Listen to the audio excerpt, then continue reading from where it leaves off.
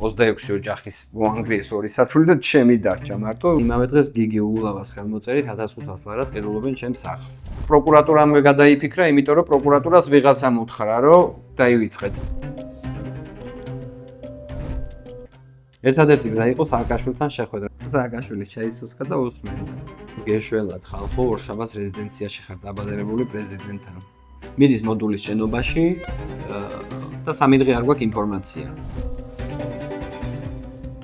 სოსო თოფურიძე, დათა ახალაია, ერეკლე კოდუ. ერთი შესვლა ვანო მერაბიშვილიც იყო და უშველი სიტყვებით აგინებს გიგი უგულავას. მამაჩემი შეხვდა ირაკლი ტრიპოლსკის. თუ მოვიგეთო, შენ მართლა გეკუთვნის 2 მილიონი მართლა. რა თქმა უნდა მივადექით ქალბატონ თეა წულუკიანს.